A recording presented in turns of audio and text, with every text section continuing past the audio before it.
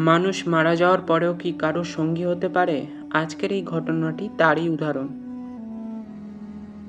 Hello বন্ধুরা, কেমন আছো সকলে? আশা করি তোমরা অনেক অনেক ভালো আছো। আমি শুভ তোমাদের সঙ্গে এবং তোমরা শুনছো ভুতুড়ে আড্ডা। তো আজকের ঘটনাটি লিখে পাঠিয়েছেন বৃষ্টি সরকার। ঘটনাটি শুরু করার আগে আপনাদের বলে রাখি, আপনি যদি আপনার জীবনের কোনো ঘটনা আমাদের সাথে শেয়ার করতে চান, তাহলে ভিডিওর ডেসক্রিপশনে আমাদের মেল আছে, ওখান থেকে আপনি সরাসরি আমাদের মেল করতে পারেন। তো ঘটনাটি শুরু করা যাক। হ্যালো দাদা, আমি বৃষ্টি। আশা করি তুমি অনেক ভালো আছো। আমি অনেক ভালো আছি। বর্তমানে আমি ক্লাস 10-এ পড়ি এবং ঘটনাটি যখন শুরু হয় তখন আমি ক্লাস 8-এ পড়তাম। 8 থেকে এইটি আমার সাথে ঘটছে এবং ভবিষ্যতে কতদিন ঘটবে আমি জানি না, তবে এতে আমার কোনো আপত্তি নেই, বরং এতে আমি অনেক ভালোই আছি। তাহলে প্রথম থেকে তোমাকে আমি ঘটনাটি গুছিয়ে বলছি। আমি যখন ক্লাস 6-এ উঠি, কেজি স্কুল থেকে হাই স্কুলে যাই, তখন আমার সাথে প্রিয়া নামে একটি মেয়ের বন্ধুত্ব হয়। প্রথম জাস্ট ফ্রেন্ড থাকলেও আস্তে আস্তে সেটা বেস্ট ফ্রেন্ডে পরিণত হয়। আমাদের আস্তে আস্তে খুব ঘনিষ্ঠতা বাড়ে এবং আমরা দুজনের খুব ভালো বন্ধু হয়ে যাই। একসঙ্গে ঘোরাফেরা থেকে টিফিন শেয়ারিং সবই আমরা করতাম। তো প্রিয়ার ব্যাপারে আমি কিছু আগে থাকতে বলে রাখি তোমাকে। প্রিয়ার জীবনটা বাকি 5টা মেয়ের মতন ছিল না। তার মা বাবা কেউই ছিল না, মারা গিয়েছে কি তার ছেড়ে চলে গিয়েছে সেটা আমি ঠিক জানি না, তবে এইটুকুনি জানি সে ছোটোবেলার থেকে মামা বাড়িতে মানুষ হয়েছে এবং তার দিদা তাকে খুব ভালোবাসলেও তার মামা আর মামিরা তাকে খুব একটা দেখতে পেত না, বরং তাকে অনেক অবহেলায় মানুষ হয়েছে মেয়েটি। এবং স্কুলে আসার সময় তার দিদা কোনো দিন তাকে 5 টাকা 10 টাকা দিত এবং সে সেই টাকায় রুটি কিনে আনতো। তার রুটি খেতে ভালো লাগতো এবং তার সাথে থেকে আমিও রুটি খেতাম, যে পাউরুটিগুলো হয়, এবং আমারও আস্তে আস্তে ওইটা খেতে ভালো লাগতো। এবং আমার বাড়ি দিয়ে যা টিফিন নিয়ে আসতাম এবং আমার কাছে টাকাও থাকতো, সেই টাকায় আমরা টিফিন শেয়ার করতাম প্রত্যেক দিন যতদিন স্কুলে যেতাম। একদিন আমরা বসে টিফিন শেয়ারিং করছি, তখন হঠাৎ করে তার গায়ে আমার হাত টাচ হয় এবং আমি দেখি তার গাটা অস্বাভাবিক রকম গরম। তো আমি ওকে বলি যে তোর গা এত গরম কেন রে? তোর তো খুব জ্বর, তুই ওষুধ খাচ্ছিস না? তোর বাড়ির লোক জানে না? তো সে উত্তরে বলল, আরে ও কিছু হবে না, ও আপনি আপনি ঠিক হয়ে যাবে। তো আমিও তখন অনেক ছোট, তো ব্যাপারটা আমি অতটাও গুরুত্ব দেইনি। তো একদিন হঠাৎ করে তার স্কুলে আসা বন্ধ হয়ে যায় এবং আমি খুব অবাক হই, কারণ আমরা আগে থাকতে বলে দিতাম যে কালকে তুই আসবি, তুই আসলে আমি আসতাম। এরকম করে আমরা বলে রোজ বাড়ি যেতাম এবং যেদিন আমরা একজন আসতো না সেদিন কেউই আসতো না, আর যদি আসতো তাহলে দুজনকে বলে আসতাম। তো সেক্ষেত্রে আমি ওকে আগের দিন বলেইছি যে আমি কালকের আসবো, কিন্তু এই প্রথমবার হয়েছে যে যেদিন আমি এসেছি সেদিন ও আসেনি, কারণ আমি স্কুলে আসলে ও কামাই করবে এটা হতেই পারে না, এরকম কোনো দিন হয়নি। তো বাড়ির থেকে ফেরার পথে আমি ওর বাড়ি হয়ে এলাম, তো দেখলাম সে খুব অসুস্থ এবং সে বিছানায় শুয়ে আছে। তো আমার দেখেও খুব খুশি হয়েছিল। তারপর তার সাথে একটু কথা বললাম, জানতে পারলাম ওর একটু জ্বর হয়েছে, ও আবার পরের থেকে স্কুলে আসবে। তারপর আমি ওর সাথে দেখা করে বাড়ি ফিরি। তো তারপর প্রিয়া পরের দিনও স্কুলে আসেনি এবং আমি ভাবলাম যে হয়তো জ্বর, এখনও শরীর ঠিক হয়নি। তো এবার সেদিন আমি বাড়ি ফেরার পথে কিছুটা ওর জন্য চকলেট ক্যাডবেরি নিয়ে যাই এবং গিয়ে দেখি যে তার একটু শরীরটা খারাপ আরও বেশি হয়েছে, মানে আর একটু বেশি ওর অবস্থাটা খারাপ, কিন্তু আমাকে দেখেও অনেক খুশি হয়েছে। আর যখন চকলেট ক্যাডবেরিটা দিই তখন খুব ভালো হাসছিল, খুব ভালো ছিল, কিন্তু তার শরীরের অবস্থা মোটেও ভালো ছিল না। তো সেই দিন আমি যখন ফিরছিলাম বাড়ি, তো সে আমাকে বলল যে তুই আজকে রাতটা আমার সাথে থাকবি? আমি দিদাকে বলবো যে তুই আমার সাথে ঘুমাবি, থাক না রে আজকে আমার সাথে। তখন আমি ওকে বলি যে না রে, যদি আমি তাড়াতাড়ি বাড়ি না যাই তাহলে তো মা বকবে, আর আমি মাকে বলেও আসিনি, তো আমি এখন বাড়ি যাই, আমি তোর অন্য কোনো দিন তোর সাথে থাকবো। তো ও বলে যে ঠিক আছে, তুই কবে আসবি বল? তখন আমি বলি যে কাল তো স্কুলে যেতে হবে, প্রজেক্ট জমা আছে, আমি পরশুদিন রবিবার, সেদিন আমি তোর সাথে সারাদিন থাকবো। এই বলে আমি বাড়ি ফিরি। তো রাত্রিবেলায় যথামতো আমি খাওয়া দাওয়া শেষ করে নিজের রুমে গিয়ে আমি শুয়ে পড়ি এবং ঘুমিয়ে পড়ি।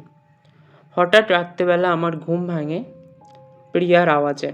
প্রিয়া আমাকে ডাকছে, "এই বৃষ্টি, ওঠ ওঠ, দেখ আমি এসছি।" আমি হঠাৎ করে উঠে বসলাম। তো দেখছি প্রিয়া আমার সামনে বসে আছে।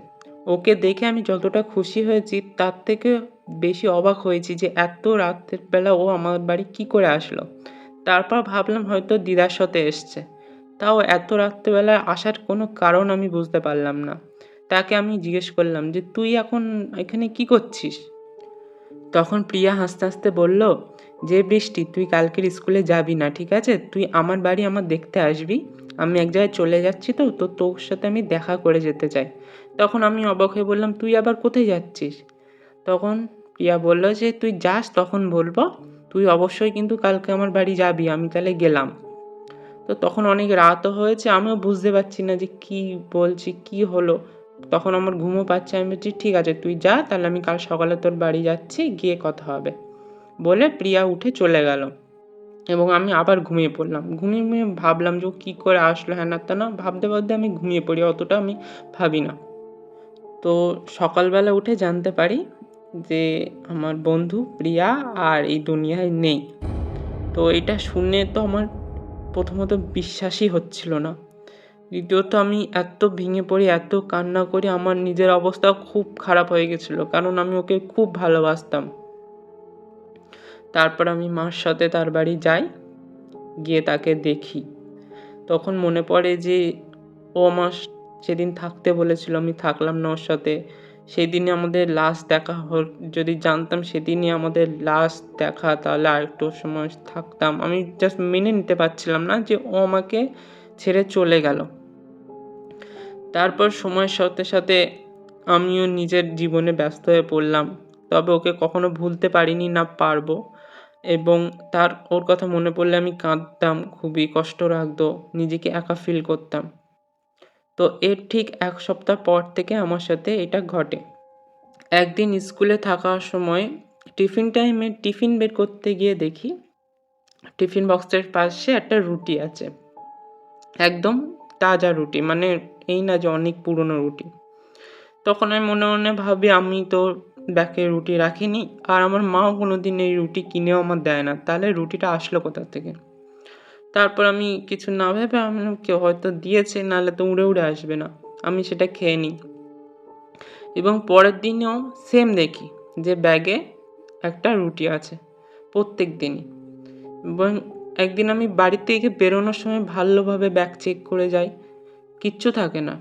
মানে আমার টিফিন থাকে, যদি নিয়ে যায় টিফিনটাই থাকে, কিন্তু স্কুলে যাওয়ার পরে ব্যাগে একটা করে রুটি চলে আসে। এবং কি একটা সময় যে আজকে আমার দেখেছি যে এটা টিফিন টাইমেই আসে খাবারটা। তো একদিন টিফিন টাইমে আমি ব্যাগ ছেড়ে উঠিনি, আমি ব্যাগের ভেতরে হাত দিয়ে রেখেছি, যদি কিছু আসে তাহলে আমি সেটা বুঝতে পারবো, বা কেউ যদি আমার ব্যাগে লুকিয়ে দিয়ে যায় তাহলে আমি যেটা ধরতে পারি। আমি ব্যাগ ছেড়ে উঠিনি। তারপর দেখলাম টিফিন টাইম শেষ হয়ে গেল, কিছুই আসলো না। তারপর আমার টয়লেট পাই, আমি ব্যাগটা রেখে নিচে ওয়াশরুমে যাই এবং এসে দেখি আবার রুটি আছে। তো ব্যাপারটা আমার খুবই অদ্ভুত লাগলেও আমি খেতাম ওই রুটিটা, কোনো ব্যাপার না, আমার বুঝতে পারছি না কী হচ্ছে, তবে আমি খেতাম। তারপর আমি একদিন বাড়ি থেকে স্কুল যাওয়ার পথে দেখলাম একটি আম গাছ আছে এবং ওই আম গাছে অনেক আম আছে, হলুদ হলুদ বড় বড় আম আছে এবং আমি আম খেতে অনেক ভালোবাসি। তো ওই আমগুলো দেখে লোভই লাগলো, কিন্তু পারার তো উপায় নেই। তো আমি তারপর ওটা দেখে স্কুলে চলে আসি এবং টিফিন টাইমে দেখি সেম আম যেটা আমি রাস্তায় দেখেছিলাম ওরকম দুটো আম আমার ব্যাগের মধ্যে আছে। তখন আমি আস্তে আস্তে ব্যাপারটা আন্দাজ করতে পারি এটা কার কাজ হতে পারে, এইগুলো আমার সাথে কেন হচ্ছে। তবে যেহেতু আমি ওকে খুব ভালোবাসতাম, তো সেক্ষেত্রে আমি কোনোদিনও ভয় পাইনি। একদিন আমাদের স্কুলে একটা সঙ্গীতা বলে একটা মেয়ে, ও একটি নতুন পেন্সিল বক্স কেনে। পেন্সিল বক্সটা একটু উন্নত ধরনের ছিল, যার মধ্যে অনেক আয়না অনেক কিছু ছিল, খুব সুন্দর ছিল এবং ওই পেন্সিল বক্সটি আমার খুবই পছন্দ হয়। কিন্তু ওর সাথে আমার সেরকম কথা হতো না। তো আমি সেই পেন্সিল বক্সটা দেখতেও যাইনি, দূর থেকেই দেখছি, খুব ভালো, আমার পছন্দ হয়েছে। তো আমি বাড়ি যখন ফিরছিলাম, বাড়ি ফিরে যখন আমি বাড়ি খাওয়া দাওয়ার পরে কোনো কারণে কোনো খাতা বই আমি বের করতে যাই, যে তখন দেখি যে ঠিক ওই রকম পেন্সিল বক্স আমার ব্যাগে একটা আছে, পুরো ওর মতনই দেখতে। তো আমি ভাবলাম যে এটা ওরই কাজ হতে পারে। তো আমি খুব ভালো লাগে, কিন্তু মা যদি দেখতে পায় তাহলে মা জিজ্ঞেস করবে যে কে দিয়েছে, তো সেটা আমি লুকিয়ে রেখেছি। পরের দিন স্কুলে গিয়ে জানতে পারি যে ওই সঙ্গীতার পেন্সিল বক্সটা চুরি হয়ে যায়। সে ম্যামের কাছে কমপ্লেনও করে। ব্যাপারটা আমি চেপে যাই, কারণ আমি যদি বলতে যাই আমার কথায় কেউ বিশ্বাস করবেও না, আর আমাকে সবাই চোর অপবাদ দেবে। তারপর এই ঘটনাগুলো আমি মাকে বলি যে মা আমার সাথে এই হচ্ছে। তো সত্যি করে বলতে মা তো বিশ্বাস করেনি, এবং মার পরেও আমি অনেকজনকেই বলেছি, আমার দাদা আমার বাবা কেউই আমাকে একটু বিশ্বাস করেনি, ওই জন্য আমার ওপরে সবাই হাসাহাসি করেছে। আর এই ঘটনাটা আমি এর আগে অনেক জায়গায় পাঠিয়েছি, কেউই হয়তো পছন্দ হয়নি তাই সিলেক্ট করেনি, তাই তোমাকে পাঠালাম, তোমার যদি ভালো লাগে শোনো। তো এখনও ঘটনা শেষ হয়নি। তারপর একদিন আমি আমার মা বাবার নিয়ে তারাপীঠে বেড়াতে যাই।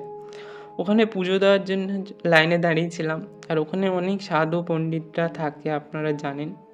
তো ওর মধ্যে একটা সাধু দেখছে আমাকে অনেকক্ষণ ধরে দেখছিল, এবং আমার সত্য বলতে ওদের দেখে একটু ভয়ই লাগে, ওনারা এমন করে সেজে থাকেন না, ভয় লাগে। তো উনি তারপরে উনি এসে আমার বাবাকে বলেন যে দেখ তোর মেয়ের সাথে না একটা শক্তি আছে, ভালো শক্তি, যেটা তোর মেয়ের সাথে সবসময় ঘুরে বেড়ায়। তো তোর ওটাতে একটা অশরীরী জিনিস, তো একটা খারাপ জিনিস, তা ওটাকে ছাড়াবি। তখন এই কথাটা ওনার মুখ দিয়ে শোনার পরে আমার বাবা মা একটু ভয় পায়, এবং এক কথায় রাজি হয়ে যায় যে হ্যাঁ অবশ্যই যদি ওরকম কোনো জিনিস আমার মেয়ের সাথে থাকে তাহলে আপনি যা ভালো ভোজন করেন ঝাড়িয়ে দেন, ওটা ঠিক করে দেন। কিন্তু এতে আমার খুব আপত্তি ছিল, কারণ ওটা আমার বন্ধু ছিল, আর ওতে আমার আজ পর্যন্ত কোনো ক্ষতি করিনি। তো আমি বলি যে বাবা না, আমি ঠিক আছি, আমি ওসব করবো না, অনেক জেদ করি। ওরা বলে যে দেখ তোর ভবিষ্যতে ক্ষতি হতে পারে, তোর সাথে এরকম একটা জিনিস আছে, তুইও আগে বলতিস, আমরা বিশ্বাস করিনি। তো উনি যখন বলছে তা করে নে, তা আমি তো কিছুতেই করতে দেবো না। তারপর ওই সাধুটা বলে যে দেখুন ওই শক্তিটা দ্বারা অনেক কিছু করা সম্ভব, ওই শক্তিটা আমার লাগবে, আপনি এটা যোগ্যটা করতে দিন, আমি আপনাদের কিছু টাকা দেবো। তখন আমার বাবা বুঝতে পারে যে উনি ওনার সুবিধা ক্ষেত্রেই এই কাজটি করার কথা বলছেন। তারপর বাবা আমার সাথে কথা বললে যে দেখ তোর সাথে কোনো ক্ষতি হয় না তো, তোর কোনো সমস্যা হয় না তো।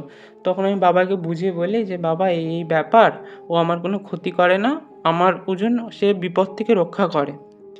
তারপর বাবা মানা করে দেয়, এবং সেই যজ্ঞটি সম্পূর্ণ হয় না। তো আজও পর্যন্ত হয়তো প্রিয়া বা যা হোক একটা শক্তি আমার সাথে আছে, যে আমাকে অনেক কিছু দেয়, অনেক কিছু আগলে রাখে, প্রোটেক্ট করে। তো এর নিয়ে আরেকটি ঘটনা আছে, সেটা অন্য কোনো দিন তোমাদের বলবো যদি তোমাদের ভালো লাগে। তো তো আজকে এই গল্পটা এইটুকুনি ছিল। তোমাদের কেমন লাগে, তোমাদের বক্তব্যগুলো প্লিজ বলো, আমি গল্পটা শোনার জন্য আগ্রহে বসে আছি। তো বৃষ্টি, তোমার জীবনের গল্পটা সত্যিই খুব আলাদা, এবং তুমি খুব লাকি। জানি না তোমার এই ঘটনাটা বা গল্পটা কতটা সত্য বা কতটা মিথ্যা, তবে এটা যদি সত্যি হয়ে থাকে তাহলে তুমি খুবই লাকি। এবং তোমার আরেকটা যে ঘটনাটা আছে সেটা আমার শোনার খুবই ইচ্ছা আছে, তুমি প্লিজ পাঠিও, আমি ওটা আবার সবাইকে বলে শোনাবো। বন্ধুরা, তোমাদের কেমন লাগলো ওই গল্পটা, আপনাদের বক্তব্যগুলো প্লিজ কমেন্টে বলবেন। তো আবারও দেখা হচ্ছে নতুন কোনো ঘটনা নিয়ে। ততক্ষণ সুস্থ থাকুন, ভালো থাকুন, আর শুনতে থাকুন ভুতুড়ে আড্ডা।